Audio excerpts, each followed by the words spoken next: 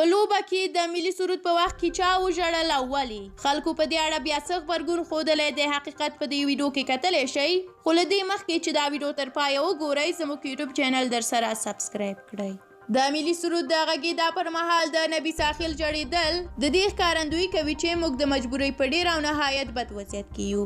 طالب د کرکټ د نړیوالې شورا له ویرې د ملي سرود د محوه کولو جرأت نه کوي. ګڼې وخته به یې پر دې ملي ارزښت هم کرښه راکش کړې وه. د نبي د زړه خبره ممکن دا وي چې د پیښو ډک مملکت کې به له څه وخت وروسته یو طالباني ترانه د ملي سرود ځای هم ونیسي.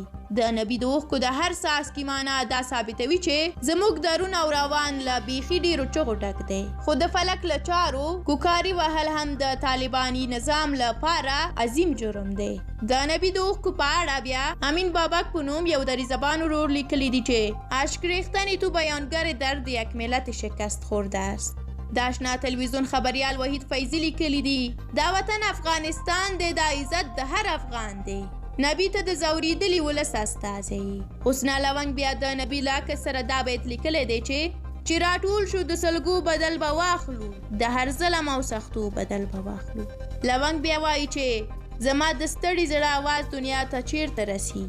مه ژاړه اتله، دې وطن کې د هیوادپاله انسانانو قدر نشته. پښتانه نثار لیکلی دی ما ویلي زه به درته ژاړم، له ما لومړی اوښکې دا ستا په مخ راځي نه.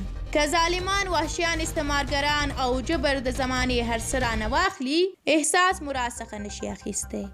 درنو لیدونکو له تاسو ډېره زیاته مننه چې د دې ویډیو تر پایه راسره وئ. د نبي د اوښکو په اړه تاسو هم خپل نظریات راسره په کومنټ کې شریک کړئ.